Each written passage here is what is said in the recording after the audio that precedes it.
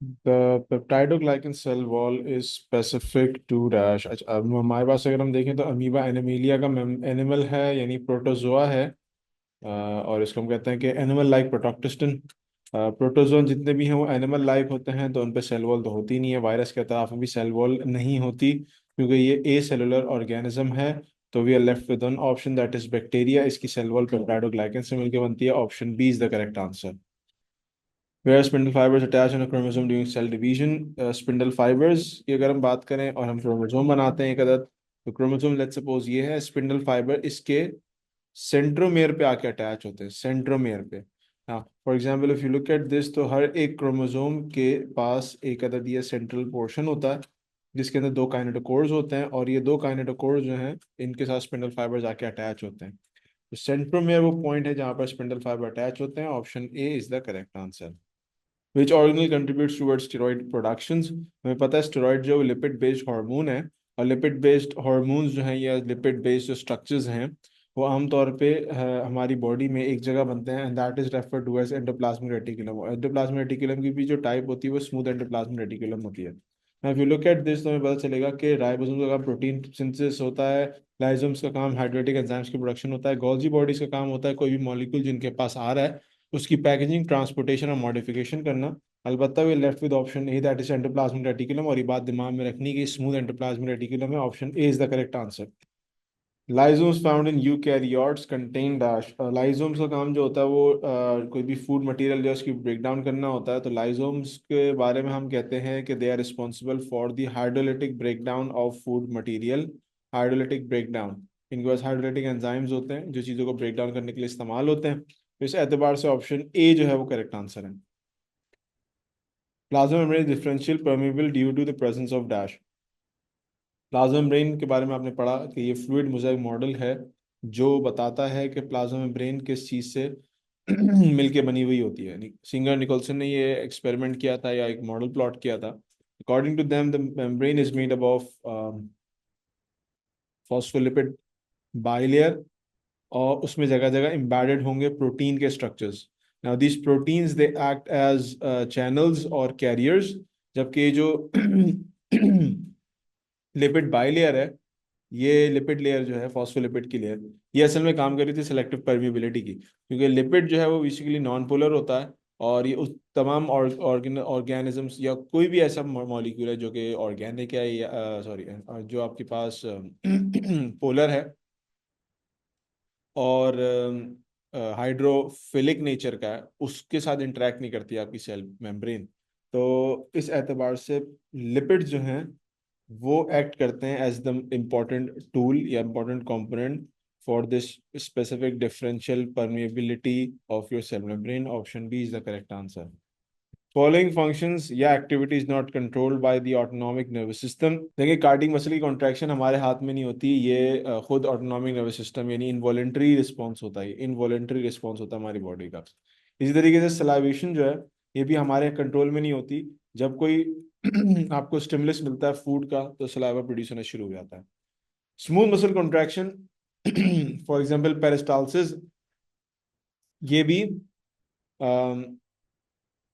Involuntary function होता है, यानी फूड आपका इसोफेगस से stomach and then all the way up to small intestine move कर रहा है, या आपके कंट्रोल में नहीं है, सारी चीज़ खुद ब खुद ही हो रही होती है।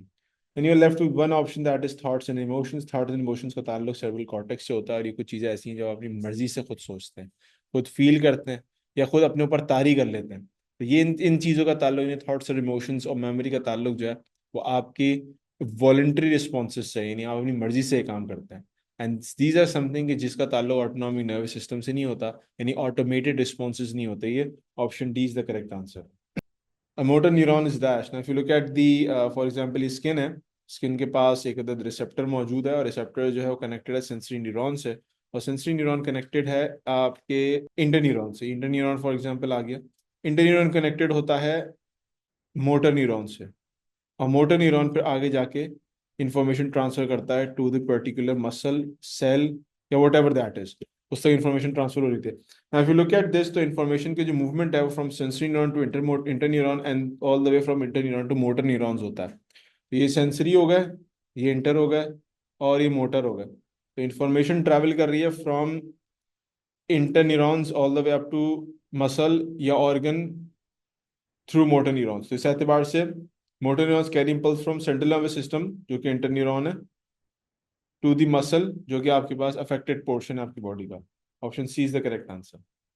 Diffusion of dash across the postsynaptic membrane causes it to depolarise. If you look at this तो आपको पता चलेगा कि यहाँ पर एक अदद, अब ये साइनेप्सिस है, बीच का पोर्शन है साइनेप्सिस का। यहाँ से लेट्स सपोज सोडियम आयन का इन्फ्लक्स होता है, as a result calcium ion का इन्फ्लक्स स्टार्ट होता है, और कैल्शियम आयन जो हैं उनके नतीजे में फिर प्रोड्यूस होते हैं एसिटाइल कोलिन या न्यूरोरिसेप्टर्स, व्हाटएवर दैट इज। न्यूरोरिसेप्टर्स आते हैं, न्यूरो ट्रांसमीटर जिसको हम कहते हैं, और फिर ये बाइंड करते हैं पोस्ट साइनेप्टिक मेम्ब्रेन से।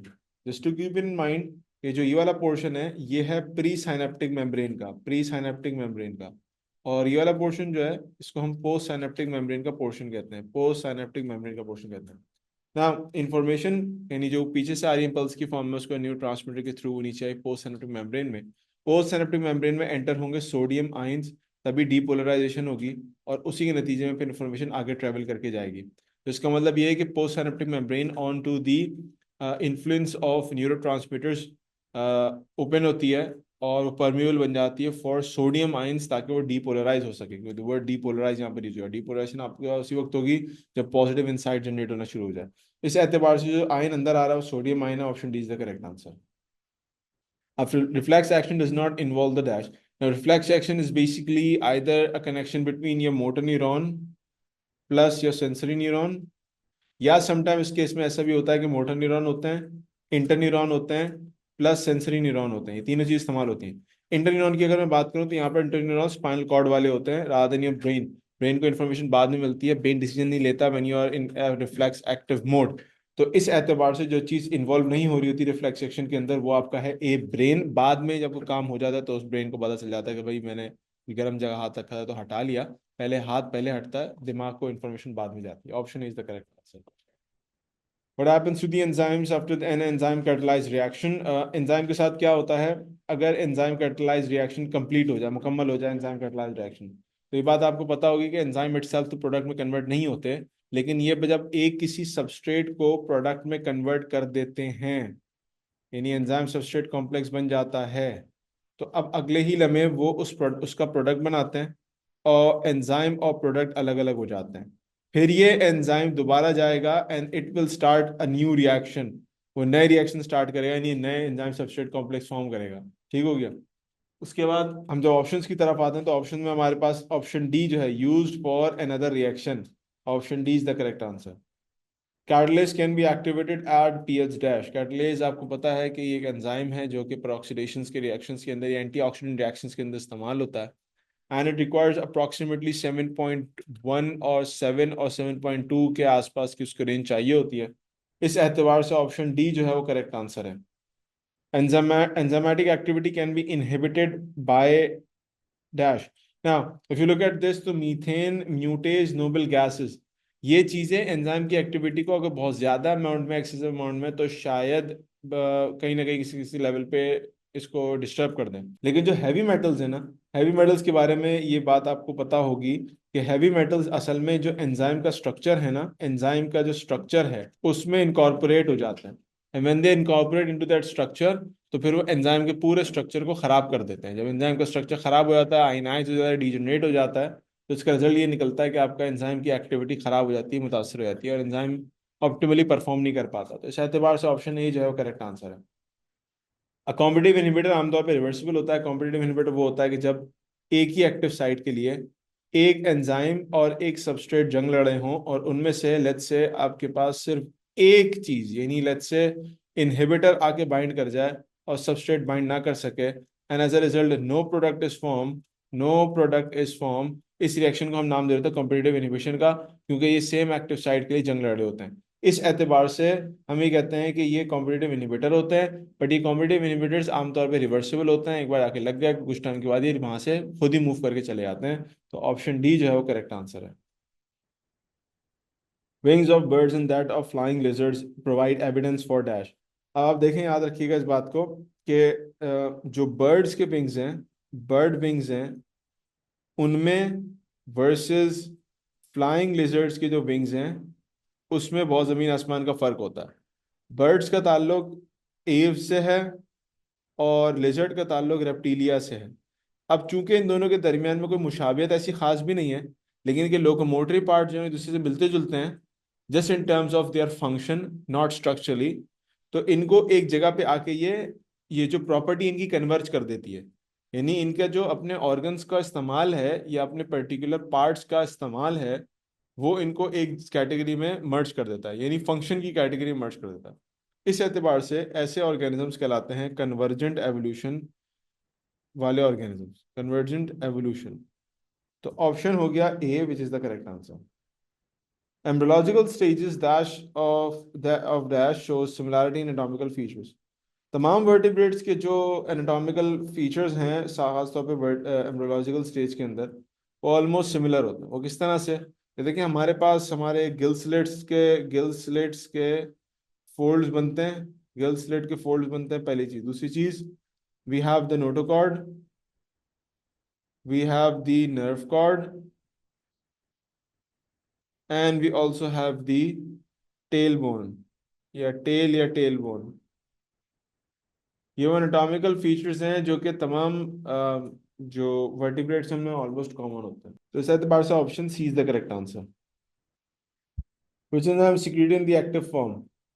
अब देखें, हमारे पास ये जो एंजाइम्स हैं, ये तकरीबन सारे जितने हम लोगों ने अब तक पढ़े हैं, वो सारे के सारे एक्टिव फॉर्म में रिलीज होते हैं, लेकिन इन सब एंजाइम्स का कोई ना कोई इनएक्टिव फॉर्म भी एग्जिस्ट करता है। फॉर एग्जाम्पल, हमारे पास जो प्रोटीएज या पेप्टाइडेसिस एंजाइम्स हैं, इनकी अगर हम बात करें तो हमारे पास ट्रिप्सिन जो है वो इसी की कैटेगरी में आता है, या फिर काइमोट्रिप्सिन इसी कैटेगरी में आ जाता है, काइमोट्रिप्सिन या ट्रिप्सिन। और हमें पता है दोनों के दोनों इनएक्टिव फॉर्म में सिक्रीट होते हैं, जिसमें हम कहते हैं कि ट्रिप्सिनोजिन या काइमोट्रिप्सिनोजिन।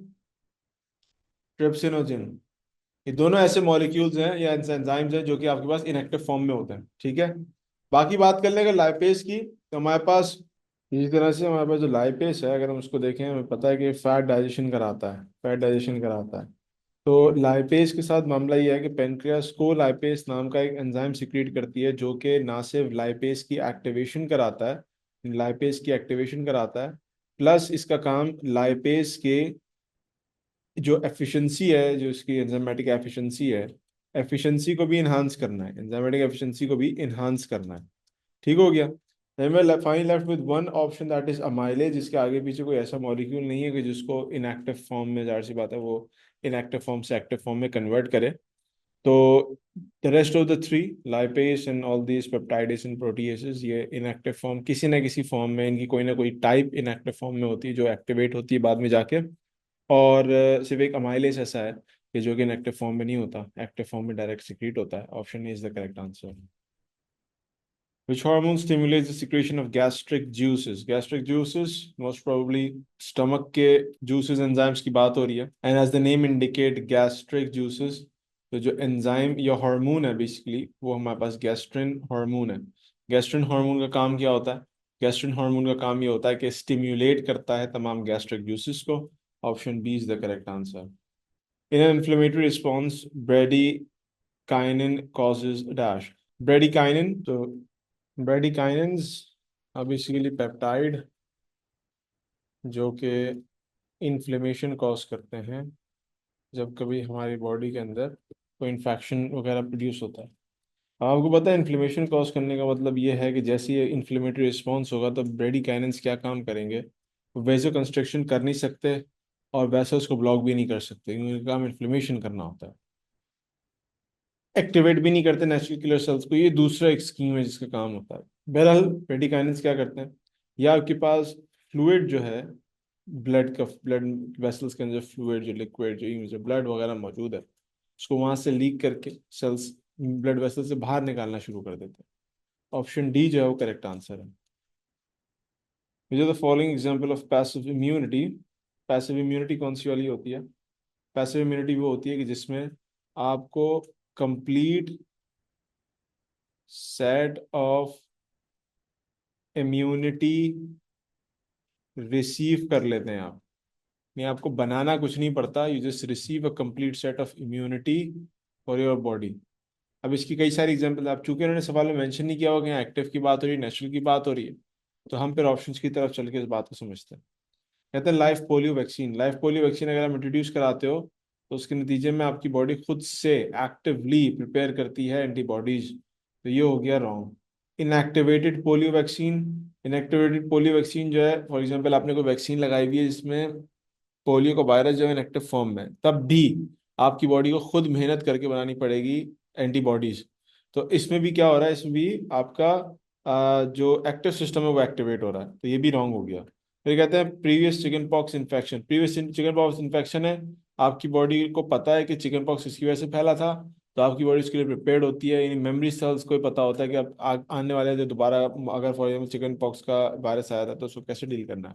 तो ये भी आपके पास नहीं हो सकता क्योंकि एक्टिवली आपने अपनी एंटीबॉडीज बनाई हुई थी। फिर फाइनली हमारे पास होता है antibodies from mother milk, mother milk और प्लेसेंटा के जरिए हो, आप पूरा पूरा सेट रिसीव कर रहे हैं, आप बना कुछ भी नहीं रहे, तो इस एतबार से ऑप्शन ए जो है वो करेक्ट आंसर है।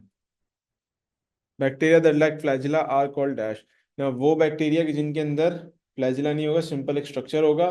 तो अब जगह ट्राइकस का वर्ड यूज करते हैं जस्ट टू रेफर फ्लैजिला, और ए ट्राइकस का मतलब होता है विदाउट एनी फ्लैजिला, हम इसको नाम देते हैं atrichous bacteria. Option B is the correct answer. Antibiotics can be used against dash, antibiotics आमतौर पर काम करती हैं बैक्टीरिया के खिलाफ, वायरसेस के खिलाफ काम नहीं करती, क्योंकि वायरसेस म्यूटेट हो जाते हैं whenever you expose them to some specific chemicals. तो ये तीन शुरू के हमारे पास हैं, herpes simplex, influenza and polio, ये सारे के सारे वायरसेस हैं, और वायरसेस के ऊपर किसी किस्म की एंटीबायोटिक एसिड्स काम नहीं करती। We are left with an option that is option D, and that option is Salmonella typhi, option D is the correct answer. The dash is in semen facilitates the transport of the sperms. Dash in semen, अब देखें इसमें हमारे पास तीन चीज़ें आ गई हैं। एक androgen है, ये हार्मोन है, हार्मोन बॉडी से बाहर रिलीज नहीं होता, ऑक्सीटोसिन बॉडी से बाहर रिलीज नहीं होता, टेस्टोस्टेरोन बॉडी से बाहर रिलीज नहीं होता। So we are left with an option that is prostaglandins. ये आपके पास लिपिड बेस्ड कंपाउंड्स हैं, इनका काम मूवमेंट से रिलेटेड होता है, इनके तीन चार काम होते हैं, इनका काम कॉन्ट्रैक्शन से रिलेटेड होता है, इनका काम मूवमेंट से रिलेटेड होता है, मूवमेंट ऑफ मॉलिक्यूल्स या movement of that particular cell, इनका काम होता है इन्फ्लेमेटरी रिस्पॉन्स से रिलेटेड, इन्फ्लेमेशन से रिलेटेड। ठीक हो गया, तो ये आपके पास ऑप्शन बी हो गया करेक्ट आंसर।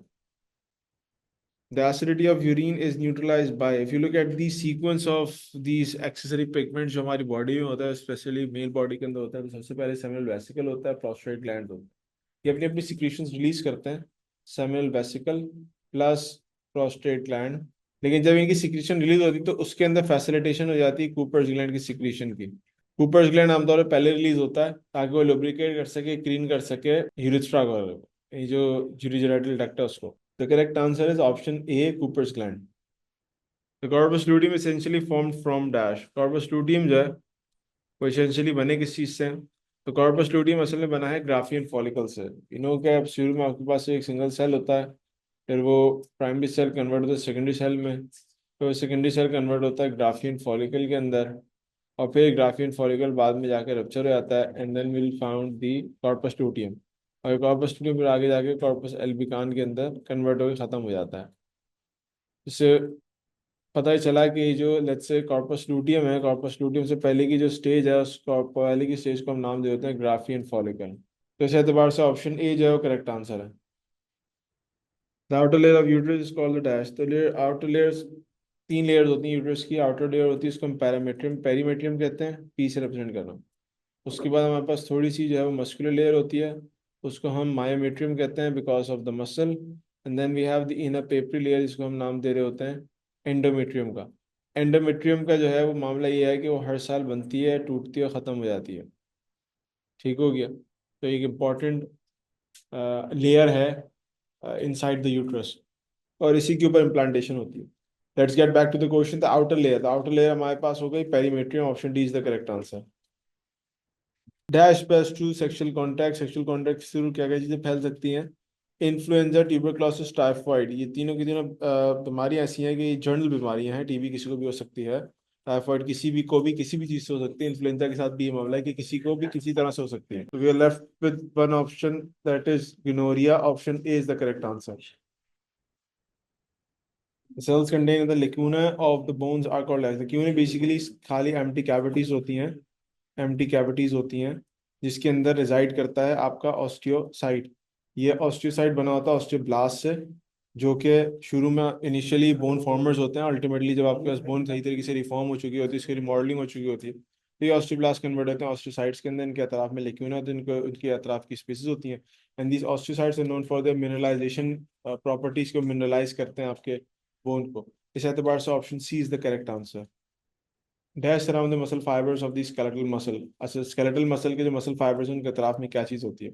याद रखिएगा कि यहाँ पर हम उस बाहर की लेयर की बात कर रहे हैं कि मसल फाइबर की लेयर को हम क्या कहते हैं। तो याद रखिएगा एक चीज़ के मायो का वर्ड हो या सार्गो का वर्ड हो, ये दोनों का दोनों वर्ड इस्तेमाल होते हैं मसल के लिए। तो whatever the word is, if it starting with is myo और sarco, it means that is referent to your muscle. Myofibrils हैं, मायोफाइबर्स हैं, सार्कोमेयर है। ठीक है, तो इसी तरीके से अगर हम मसल फाइबर के आउटर मोस्ट लेयर की बात करें तो वो सार्को और आपके पास हो जाएगी जो सार्कोलीमा हो जाएगी। लेकिन यहाँ पर अगर मसल फाइबर के सराउंडिंग्स की बात करें कि उसके अतराफ में क्या चीज़ें होती हैं, तो साइटोप्लाज्म नहीं होता, लेकिन बोन के अतराफ में होता है मायोफिब्रिल, तो और छोटे जो मतलब और उससे बड़े कंपोनेंट्स होते हैं। We are left with an option that is sarcoplasm. ये वो लिक्विड है जिसके अंदर मसल फाइबर मौजूद होता है, तो option D is the correct answer. What happens to calcium skeletal muscle recovers from contraction? Calcium के साथ क्या होता है जब स्केलेटल मसल कॉन्ट्रैक्शन से रिकवर हो जाते हैं? कॉन्ट्रैक्शन का काम खत्म हो गया, अब स्केलेटल मसल क्या करेगा? तो याद रखिएगा कि वो जितने भी कैल्शियम रिलीज हुए थे सार्कोमेयर यानी एक्टिन, खासतौर पे एक्टिन जो था, एक्टिन के ऊपर आपको पता है कि वो ट्रोपोमायोसिन मौजूद होता है और उसके साथ साथ ट्रोपोनिन मौजूद होता है। तो अब ये जो कैल्शियम जो रिलीज हुआ हुआ था इसके नतीजे में कॉन्ट्रैक्शन हो रही थी, कोशिश करेंगे कि इस कैल्शियम को सामने से हटा दें, क्योंकि अगर कैल्शियम को हटाएंगे नहीं तो कैल्शियम कॉन्स्टेंटली ब्रिजेस फॉर्म करने में हेल्प करेगा और ट्रोपोनिन के साथ यानी बाइंड रहेगा, और ट्रोपोनिन एक तरीके से खुला रहेगा और एक्टिन को भी फ्री एक्सेस में लागा for forming the cross bridges. तो इस एतबार से ऑप्शन सी जो है, pumping into the sarcoplasmic reticulum, यानी जहाँ से निकले थे वहीं से वापस आ गए, तो ये ऑप्शन सी जो है वो करेक्ट आंसर हो जाएगा। Which of the following blood groups has the antigen, any antibody A and antibody B antibodies in the serum? तो एंटी ए और एंटी बी उसके उसके अगेंस्ट होगा जिसने कभी एंटीजन ए बी देखा ही नहीं है। तो एंटीजन ए बी उसने नहीं देखा हुआ जिसके पास किसी इंसान को एंटीजन होता नहीं है, और वो है आपके पास blood group O. Option D is the correct answer.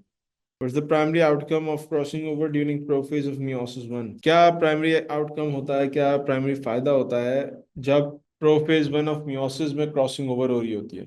क्या फायदा होता है उसका? तो देखिए याद रखिएगा, जब होमोलोगस क्रोमोसोम्स आपस में एक दूसरे के साथ पेयरिंग फॉर्म करते हैं ना और क्रॉसिंग ओवर करते हैं, तो इसके नतीजे में होता यह है कि एक दूसरे के जीन्स को एक्सचेंज करके एक नए कॉम्बिनेशन बना लेते हैं। This phenomena is known as crossing over, and this phenomena is common in during meiosis phase one. तो समझिएगा कि होमोलोगस क्रोमोसोम एक्सचेंज करते हैं एक दूसरे के पार्ट्स और एक नए कॉम्बिनेशन वाले क्रोमैटिड्स बन जाते हैं। ठीक है, जिससे आपके पास जेनेटिक वेरिएशन इंक्रीज हो जाती है, आपकी किसी और का जीन उठा के लेके आप साइड पे हो गए। तो ऑप्शन बी जो है वो करेक्ट आंसर है। The genetic makeup that your parents have transferred to you for your hair color makes up your dash। अब पेरेंट्स की तरफ से लेट्स से एक करेक्टर दे दिया गया हेयर कलर। तो पेरेंट, एक पेरेंट की तरफ से आया लेट्स सपोज कैपिटल एच, एक पेरेंट की तरफ से आया स्मॉल एच, तो हेयर कलर की जो आपके पास कंपोनेंट्स आ गए वो कैपिटल एच और स्मॉल एच है, and that actually constitutes a genotype. Genotype is actually combination of alleles और that you inherit from your parents। Option is the correct answer। Carnivorous plants have evolved mechanism for trapping and digesting small animals। The product of this digestion is used for to supplement the plant supply for dash। अब देखें, इसमें याद रखिएगा एक बात कि carnivorous plants को ये जो दूसरे जानवर खाने की जरूरत पेश आ रही है वो इस वजह से आ रही है कि ये नाइट्रोजन डेफिशिएंट प्लांट्स होते हैं, नाइट्रोजन डेफिशिएंट प्लांट्स होते हैं। अब ये नाइट्रोजन डेफिशिएंसी जो प्लांट्स को है उसके पीछे सबसे बड़ी वजह ये होती है कि जिन जगहों पे वो ग्रो कर रहे होते हैं वो स्वाम्स होते हैं, स्वाम्स होंगे, या वो ऐसी जगह होगी जहां पर आपके पास स्लो डीकम्पोजिशन का प्रोसेस होगा, सॉइल के अंदर स्लो डिकम्पोजिशन हो रही होगी। तो अब इस स्लो डिकम्पोजिशन को ओवरकम करने का तरीकेकार क्या होता है कि प्लांट्स जो है वो फिर दूसरे जानवरों पे डिपेंड करते हैं, उनको फीड करते हैं, फिर उनको डाइजेस्ट करते हैं, उनसे निकालते हैं नाइट्रेट्स, नाइट्रेट्स या नाइट्रोजन निकालते हैं, and then they go on with the process of photosynthesis. जो भी उन्हें काम करना था उस एतबार से कर रहे होते हैं। तो option C is the correct answer. Which is true for an X linked dominant trait. X linked dominant trait के लिए क्या बातें सही साबित होंगी? देखिए, इसमें एक बात याद रखिएगा कि लेट्स सपोज कोई पेरेंट है, फादर है, ठीक है हो गया, और एक मदर है। फादर जो है वो एक्स वाई है, मदर एक्स एक्स है। Father is affected by the dominant disease and mother is not affected by dominant disease. Mother recessive है, फादर डोमिनेंट है। तो फादर के एक्स के ऊपर लेट सपोज मैं लगा देता हूँ कैपिटल ए डिजीज है, मदर के ऊपर स्मॉल ए हो जाएगा, ठीक है। जब हम इनको क्रॉस कराते हैं तो हमें पता चलेगा कि जितने इंडिविजुअल्स हैं स्पेसिफिकली जो फादर की तरफ से एक्स ले रहे हैं, फादर की तरफ से एक्स को मिलता है। अगर आप नोट कर लें इस बात को तो आपको याद रहेगा कि फादर जो है वो अपना एक्स देता है अपने सन को, सॉरी, एक्स देता है अपनी डॉटर को, और वाई देता है अपने सन को। मतलब ये हुआ कि फादर के बाद एक्स के ऊपर डोमिनेंट अलील लगी हुई है डिजीज वाली, तो फादर अपना एक्स को देगा अपनी डॉटर्स को देगा। तो सारी डॉटर्स फादर की जो है वो इस तरह की हो जाएंगी, और सारे सन जो है वो इस तरह के हो जाएंगे मदर की तरह के। तो पता ही चला कि अगर डोमिनेंट कोई डिजीज है एक्स लिंक, तो वो सारी डॉटर्स में लाजमन मौजूद होगी। और यही चीज ऑप्शन ए भी कह रहा है कि all female offspring of the affected father will be affected. Option A is the correct answer. Malphizian tubules are found in dash, ये excretory ducts होती हैं, और दे आर component of कह लें कि इंसेक्ट्स में स्पेसिफिकली देखी जाती है, कॉकरोचेस हो गए, ग्रास हॉपर, लोकस्ट हो गए। तो ऑप्शन बी जो है वो करेक्ट आंसर है। Sharks belong to class dash, याद रखिएगा कि शार्क्स का ताल्लुक जो है वो पाइसिस से है, यानी पाइसिस इनकी मेन क्लास है, और जिनकी सब क्लास है वो हो जाती है कॉन्ड्रिक थाइस।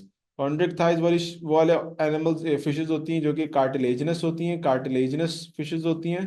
और ये कार्टिलेजिनस फिशेज वो होती हैं कि जिनके बारे में हम कहते हैं कि ये आपके पास कार्टिलेज पर बनी हुई होती है, इनके स्केल्स का स्ट्रक्चर भी डिफरेंट होता है, सारी चीजें बहुत डिफरेंट होती हैं। तो ये कार्टिलेजिनस फिशेज ना, option A is the correct answer.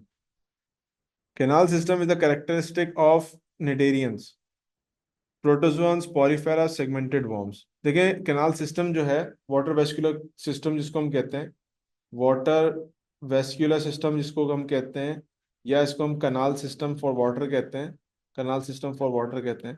एक ऐसा सिस्टम है कि जिसमें एक ऑर्गेनिज्म है, उसके अंदर इस तरह से वो पोर्स है, पानी दाखिल होता है यहाँ से, एंड द पानी leaves the structure from here.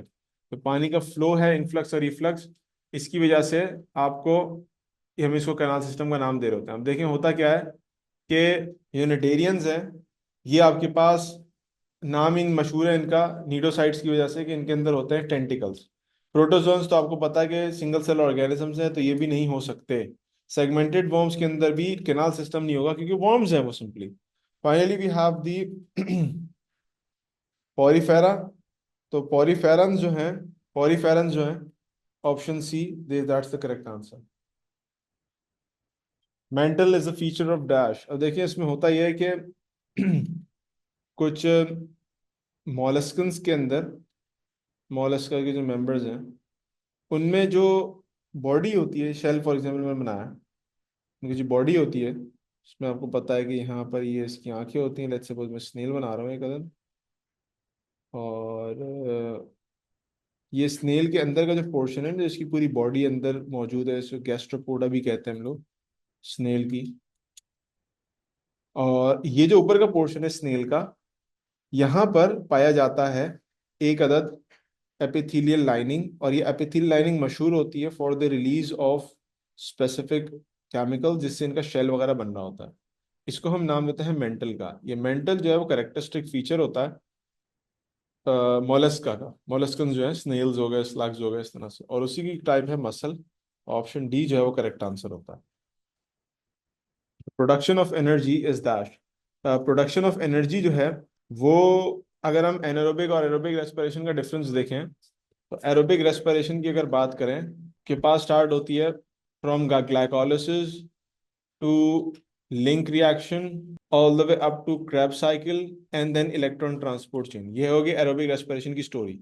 अगर हम एनारोबिक रेस्पिरेशन की बात करें, एनारोबिक रेस्पिरेशन की अगर हम बात करें, तो एनारोबिक रेस्पिरेशन के अंदर होती है ग्लाइकोलिसिस, और ग्लाइकोलिसिस के फौरन बाद जो है वो यानी आपके पास पायरुवेट ऑक्सीडेशन हो जाती है। लेकिन पायरुवेट ऑक्सीडेशन भी किस तरह से होती है कि that actually leads to the formation of either lactic acid और इथेनॉल, यानी जो ओरिजिनल आपके पास एनारोबिक रेस्पिरेशन है। तो इस एतबार से अगर देखा जाए तो energy production is very much more faster in anaerobic respiration as compare to aerobic respiration. अलबत्ता ये बात हम सबको पता है कि एरोबिक रेस्पिरेशन के अंदर इवन दो प्रोसेस लंबा है तो एनर्जी जो यील्ड होती है वो भी ज़्यादा है, ठीक है। इस एतबार से ऑप्शन ए जो है faster anaerobic respiration. That's the correct answer. Pathway to breakdown of glucose carried out by microorganisms is known as dash. Microorganisms जो हैं वो आमतौर पे इसमें बैक्टीरिया आ जाते हैं या फंजाई आ जाते हैं। बैक्टीरिया फंजाई ये दो माइक्रो ऑर्गेनिज्म मिलते हैं मार्केट में। अब ये बैक्टीरिया और फंजाई हमारे पास आ गए तो ये अल्कोहलिक फर्मेंटेशन करते हैं, यानी they actually results in formation of ethanol जो कि बियर वगैरह बनाने में इस्तेमाल होती है, और कार्बन डाइऑक्साइड जो आपके पास डो की राइजिंग में इस्तेमाल होती है। तो ऑप्शन बी जो है वो करेक्ट आंसर है। Chromosomes are typically made up from the combination of dash. Chromosome जो है दरअसल एक आपके पास न्यूक्लियो प्रोटीन है। न्यूक्लियो प्रोटीन, बड़ी याद रखिएगा। न्यूक्लियो प्रोटीन का मतलब ये होता है कि दे कंटेन न्यूक्लिक एसिड, और न्यूक्लिक एसिड कौन सा वाला होगा? डीएनए वाला न्यूक्लिक एसिड होगा। And they also contain protein. ये प्रोटीन कौन सी वाली होगी? हिस्टोन प्रोटीन होगी, जो उसको बाइंड करने में हेल्प कर रही होती है। तो इस एतबार से chromosomes are a combination of DNA protein. Option A is the correct answer. Which cytoplasmic organelle make their own proteins. अपनी प्रोटीन खुद कौन बनाता है? देखिए, अपनी प्रोटीन वो बनाएगा जिसका अपना राइबोसोम होता है, क्योंकि ribosome are considered as the protein factories of the body. और ऑर्गेनल जिसके पास अपना राइबोसोम होता है वो होते हैं या तो क्लोरोप्लास्ट या फिर माइटोकॉन्ड्रिया, और दोनों के पास 70s राइबोसोम होता है, बिकॉज ये रिजेंबल करता है बैक्टीरियल राइबोसोम से। और यही वजह है कि इन दोनों की स्टोरी भी हम एक में ही कहते हैं कि ये एंडोसिम्बियोटिक थ्योरी से हमें पता चलता है कि किसी जमाने में ये बैक्टीरिया थे और बाद में जाके ये ऑर्गेनल बन गए। तो दो मॉलिक्यूल, दो आपके पास ऑर्गेनल्स ऐसे हैं, एक तो क्लोरोप्लास्ट या प्लास्टिड जिसको हम कह देते हैं, और एक हो गया माइटोकॉन्ड्रिया। ये दो ऐसे ऑर्गेनल्स हैं जिनके पास अपने अपने राइबोसोम्स होते हैं, they can go on with their own protein synthesis. तो ऑप्शन सी जो है mitochondria is the correct answer. The active movement of mitochondria in the cytoplasm is due to dash. कोई भी माइटोकॉन्ड्रिया हो या कोई भी और दूसरा ऑर्गेनल हो, अगर वो एक्टिवली मूव कर रहा है साइटोप्लाज्म के अंदर, मूव कर रहा है, घूम फिर रहा है, इधर उधर शेक वेक हो रहा है, तो ये दरअसल फिनोमेना आपके पास कहलाता है cyclosis. Cyclosis also known as cytoplasmic streaming. Cytoplasmic streaming का मतलब क्या होता है? साइटोप्लाज्मिक स्ट्रीमिंग का मतलब होता है साइटोप्लाज्म का मूव करना है। जैसे हम वीडियो स्ट्रीम करते हैं ना, चलाते हैं, इस तरह से साइटोप्लाज्म चलता है। Option A is the correct answer. Which part of the brain is controlling your sense of balance. देखिए, बैलेंस को कंट्रोल करने वाली तो बहुत सारी चीजें होती हैं हमारी। इनर एयर के भी कुछ कंपोनेंट्स होते हैं जो बैलेंस क्रिएट कर होते हैं, but when you are talking about specifically about your brain, तो हमें पता है कि ब्रेन का वो पार्ट जो बैलेंस क्रिएट करता है या मस्कुलर कोऑर्डिनेशन क्रिएट करता है, जिसकी वजह से हमें बैलेंस बनता है, वो हमारा सेरिबैलम होता है। अगर हम बाकी सारे पार्ट्स के साथ इसको कंपेयर करें तो हमें पता है मैगडाला का ताल्लुक इमोशन से होता है, इसका ताल्लुक इमोशन से होता है। हिप्पोकैम्पस का ताल्लुक लॉन्ग टर्म मेमोरी से होता है, या इसको हम एपिसोडिक मेमोरी कहते हैं, एपिसोड वाइज मेमोरी सेव हो रही होती है आपके ब्रेन के अंदर। मेडुला ऑब्लिंगाटा का ताल्लुक वाइटल फंक्शनिंग से होता है, for example your vital functioning of the body, for example your heartbeat, breathing rate, etcetera etcetera, sleep cycles. We are left with only one option, that is cerebellum. Option B is the correct answer. Neurotransmitter dash is hydrolysed by monoamine oxidase.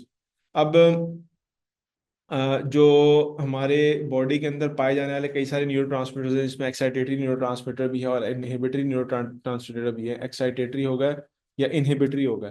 अब इनका मसला ये है कि जब भी कभी release होंगे तो we need to break them down. Acetylcholinesterase enzyme आपको पता है कि वो ब्रेक डाउन करता है एसिटाइलकोलिन की। इसी तरीके से आपके पास मोनोअमाइन ऑक्सीडेज एक एंजाइम है, वो किसकी ब्रेक डाउन करता है? तो याद रखिएगा, एड्रेनलिन एक हार्मोन है और एक न्यूरोट्रांसमीटर भी है, जिसका काम एक्साइटेशन क्रिएट करना होता है, तो ये उसको ब्रेक डाउन करता है। Option B is the correct answer.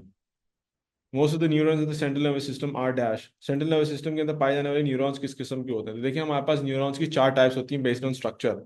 एक होता है यूनिपोलर न्यूरॉन, जिसके अंदर सिर्फ और सिर्फ एक आपके पास सोमा होता है और एक डायरेक्शन में एक्सॉन जा रहा होता है। ये ह्यूमन बॉडी में नहीं होते, अलबत्ता ये फिश और इंसेक्ट्स में पाए जाते हैं। इसी तरीके से हमारे पास कुछ ऐसे न्यूरॉन्स होते हैं कि जो कि दो एंड्स पे जा रहे होते हैं, इनको हम बायपोलर न्यूरॉन्स कहते हैं।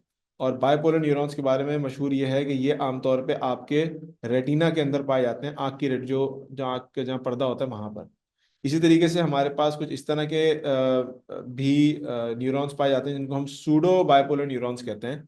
और ये सूडो बायपोलर न्यूरॉन आमतौर पे आपके सेंसरी नर्वस सिस्टम के अंदर पाए जाते हैं।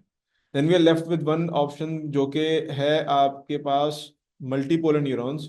और मल्टीपोलर न्यूरॉन्स वाले न्यूरॉन्स होते हैं कि जो कि मल्टीपल डायरेक्शंस में उनके जो एक्सॉन्स या उनके जो फाइबर्स हैं वो ओरिजिनेट हो रहे होते हैं।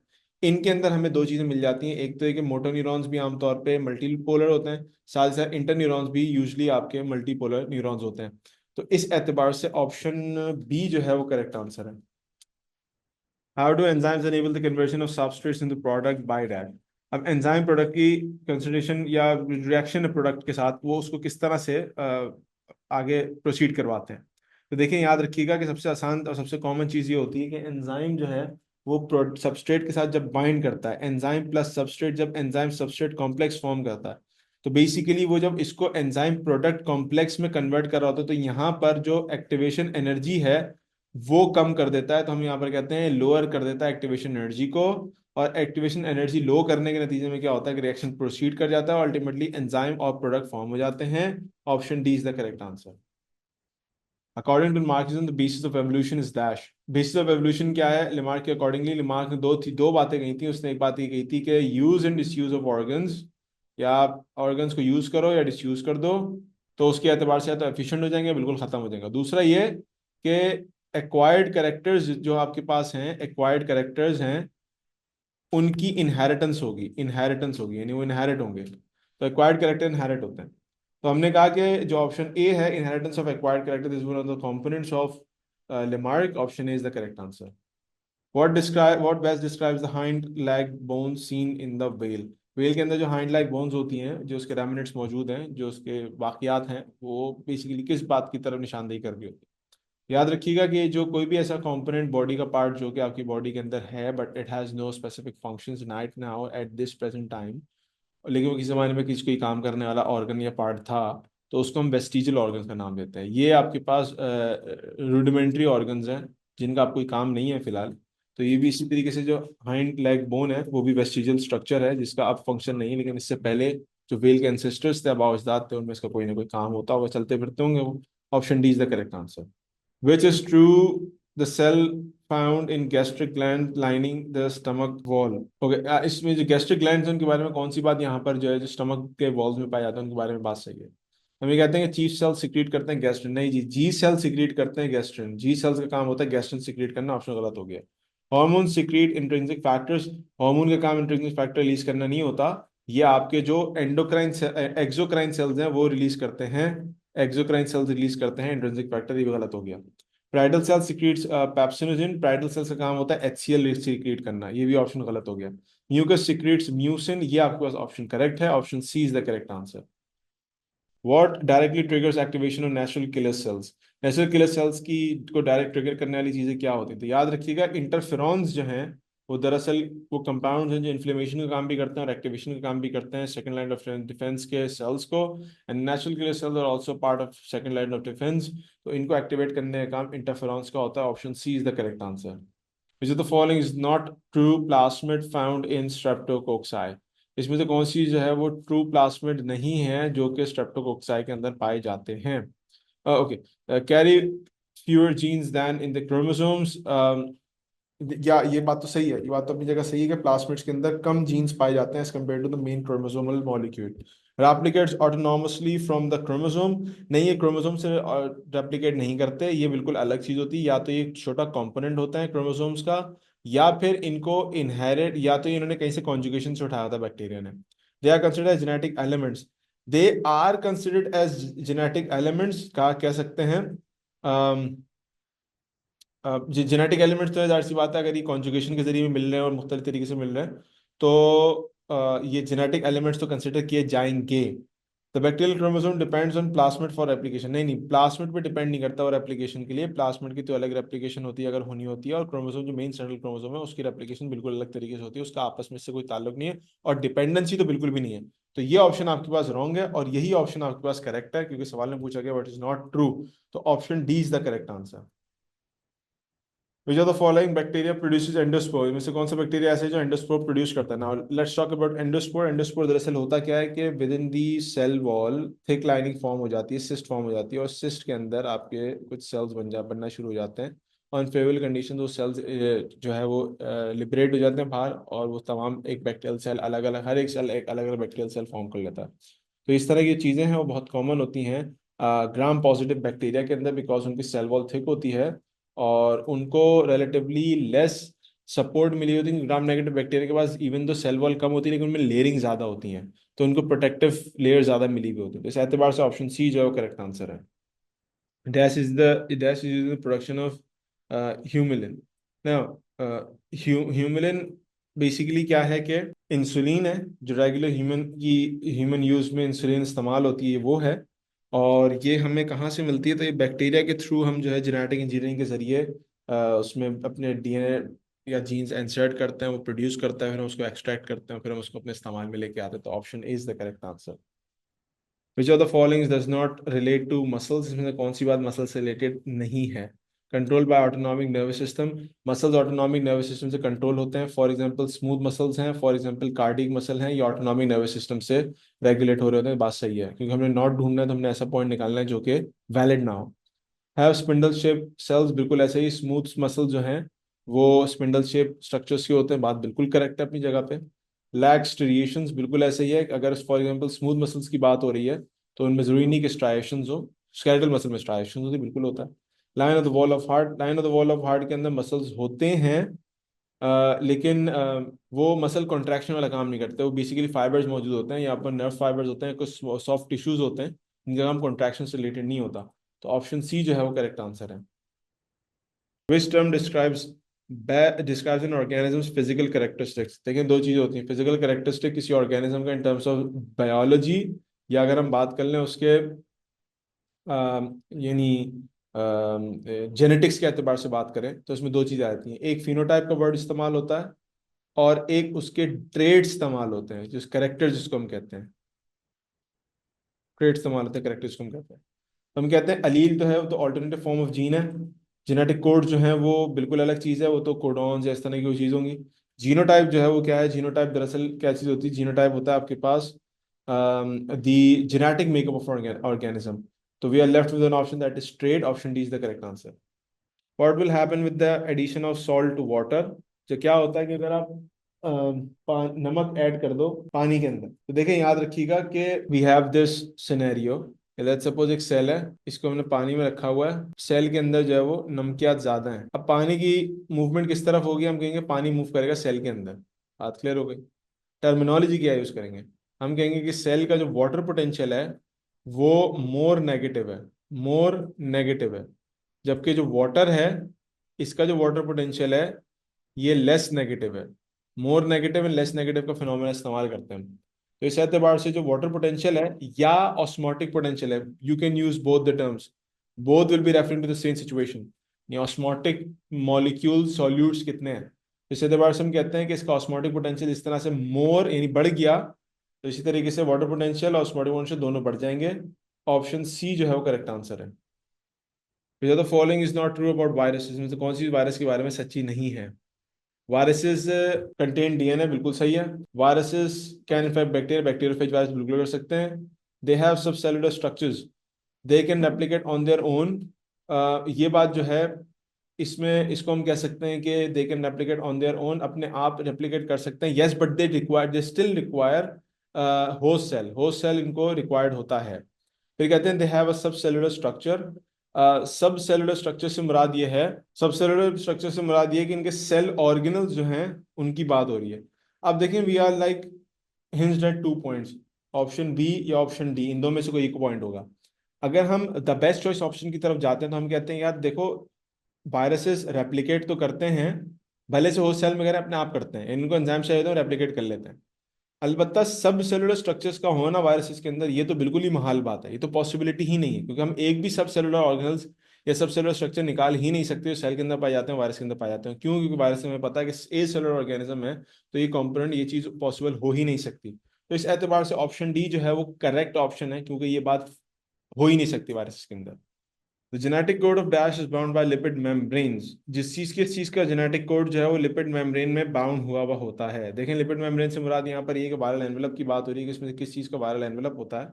और याद रखिएगा कि वायरल एनवेलप की अगर मैं बात करूँ, वायरल एनवेलप है ये, अगर वायरल एनवेलप की बात करूँ तो इसमें से फ्लू वायरसेस ऐसे हैं कि जिनका जो कैप्सिड है या प्रोटीन स्ट्रक्चर्स हैं उसके अतराफ में भी वायरल एनवेलप या लिपिड मेम्ब्रेन मौजूद होती है। तो ऑप्शन बी जो है वो करेक्ट आंसर है।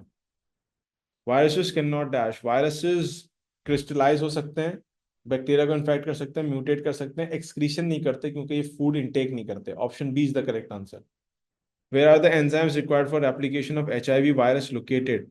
वो जो एंजाइम्स हैं जो एचआईवी वायरस को एप्लीकेशन के लिए रिक्वायर्ड होते हैं, for example reverse transcriptase enzyme है, let's suppose reverse transcriptase enzyme, transcriptase enzyme, ठीक है। इसी तरह से इंटीग्रेस एंजाइम है, ठीक है। ये तमाम के तमाम एंजाइम्स जो हैं ये कहाँ मौजूद होते हैं? तो याद रखिएगा कि वायरल जो न्यूक्लिक एसिड कोर है उसमें या कैप्सिड के अंदर मौजूद होंगे। प्रोटीन स्पाइक्स में नहीं होते, वायरल कोर के अतराफ भी नहीं होते, कैप्सिड के बाहर भी नहीं होते, इनसाइड द कैप्सिड मौजूद होंगे। Option C is the correct answer. The process of ATP synthesis through a combination of electrochemical and osmotic events is known as dash. ATP का प्रोसेस, एटीपी सिंथेसिस का जो प्रोसेस है through combination of electrochemical and osmotic events is known as dash. याद रखिएगा ATP की synthesis हो रही है इलेक्ट्रोकेमिकल के जरिए। इलेक्ट्रोकेमिकल का मतलब यह है कि इलेक्ट्रॉन ट्रांसपोर्ट चेन हो रही है, इलेक्ट्रॉन ट्रांसपोर्ट चेन हो रही है अलोंग विद कीमियोस्मोसिस। कीमियोस्मोसिस। अच्छा, दूसरी बात osmotic events and osmotic events. तो ऑस्मोटिक इवेंट के अंदर वही कीमियोस्मोसिस का दोबारा जिक्र आ जाता है, कीमियोस्मोसिस का दोबारा जिक्र आ जाता है, इज नोन एज डैश। अब याद रखिएगा कि फर्मेंटेशन के अंदर तो आपके पास इलेक्ट्रॉन ट्रांसपोर्ट चेन होती नहीं है, ग्लाइकोलाइसिस के अंदर इलेक्ट्रॉन ट्रांसपोर्ट चेन होती नहीं है, ऑक्सीजन पायरुवेट यहाँ पर भी इलेक्ट्रॉन ट्रांसपोर्ट चेन नहीं होती, ऑक्सीडेटिव फॉस्फोरिलेशन के अंदर इलेक्ट्रॉन ट्रांसपोर्ट चेन होती है, और कीमियोस्मोसिस भी होती है। Option C is the correct answer. Optimal pH for pancreatic lipase. आपको पता है पेनक्रियाटिक लाइपेज जो है ना रिलीज होता है डिओडेनम के अंदर, और ये स्मॉल इंटेस्टीन का एक पार्ट है। स्मॉल इंटेस्टीन के अंदर जितनी भी चीज़ें होती हैं वो सारी की सारी बेसिक पीएच पे काम कर रही होती हैं। बेसिक पीएच का मतलब क्या होता है? कि बेसिक पीएच का मतलब ये होगा कि they would be starting from 7.5 something and all over 14 तक इनकी रेंज होगी, जहाँ तक ये काम करता है। 14 तक तो नहीं जा पाते, उससे पहले पहले तक जा सकता है। कहने का मकसद ये है कि बेसिक पीएच पे काम चल रहा होगा। अब ऑप्शन डी जो है वो क्लोजेस्ट है, option D is the correct answer. Sugarcane contains dash. Sugarcane, चूंकि हमें पता है कि शुगर केन से हम लोग अपने घर की टेबल शुगर निकालते हैं। टेबल शुगर, हमारे घरों में जो टेबल शुगर इस्तेमाल हो, चाय में, कॉफी में, कोल्ड ड्रिंक के अंदर जो शुगर इस्तेमाल हो रही है उसको हम टेबल टेबल शुगर कहते हैं। और टेबल शुगर का जो बायोलॉजिकल नेम है, केमिकल नेम है, वो सुक्रोस है, और सुक्रोस शुगर केन से निकाली जाती है। तो इस एतबार से ऑप्शन डी जो है correct answer. Sickle cell anaemia results from dash. Sickle cell anaemia जो है वो किस चीज से हो रहा होता है? तो सिकल सेल एनीमिया के बारे में याद रखिएगा कि सिकल सेल एनीमिया तब होता है कि जब हमारे पास 6 अमीनो एसिड पेप्टाइड चेन से रिप्लेस हो जाए, when glutamate is replaced by another amino acid by the name of valine. Substitution हो रही है 6 अमीनो एसिड के ऊपर, single amino acid substitution in the haemoglobin molecule. Option C is the correct answer. Which is incorrect about globular protein. इससे कौन सी बात globular protein के बारे में गलत है? एक तो स्फेरिकल शेप के होते हैं, पॉलीपेप्टाइड चेन होती है, पानी में सॉल्युबल होते हैं, हमने देखा है एंजाइम्स वगैरह इस तरह की चीजें हैं, पानी में डिजोल्व हो जाती है अगर जरूरत होती है। इनकरेक्ट के बारे में मालूम करना है, तो we left with an option that is abundantly found in hairs. Found hair के अंदर जो है वो फाइब्रस प्रोटीन्स पाई जाती हैं। हेयर हो गया, स्केलेटल मसल्स हो गए, इन तमाम चीजों के अंदर। तो ऑप्शन ए जो है करेक्ट आंसर होगी। What is the ester of fatty acids and long chain alcohols called? जो ईस्टर्स हैं फैटी एसिड के, लॉन्ग चेन अल्कोहल के, उनको हम क्या कहते हैं? देखिए हमारे पास इस तरह से होता है कि सी डबल बॉन्ड ओ ओ होता है, एक तरफ आपके पास फैटी एसिड लगा हुआ होता है और एक तरफ अल्कोहल लगे हुए होते हैं। जब भी कभी आपके पास फैटी एसिड और अल्कोहल के ईस्टर्स बने हुए हों, आपका डायरेक्ट दिमाग में चाहिए कि यहाँ पर बात हो रही है वैक्सीज की। Option D is the correct answer. Lipids which do not contain fatty acids are dash. वो लिपिड्स जिनके अंदर फैटी एसिड नहीं होते वो क्या होते हैं? याद रखिएगा कि न्यूट्रल लिपिड जो हैं ट्राइग्लिसराइड्स टाइप के, उसके अंदर फैटी एसिड्स होते हैं। फॉस्फोटाइटिक एसिड्स हैं, उनके अंदर फैटी एसिड्स होते हैं। वैक्सीज के अंदर फैटी एसिड और अल्कोहल दोनों होते हैं। स्टेरॉइड ऐसे हैं जिसके अंदर फैटी एसिड नहीं होते, टर्पेनॉइड्स के प्रिकर्सर से बने हुए होते हैं, उनमें आइसोपेनॉइड यूनिट होते हैं जो मिलकर रिंग स्ट्रक्चर्स बनाते हैं 17 कार्बन की। Option C is the correct answer.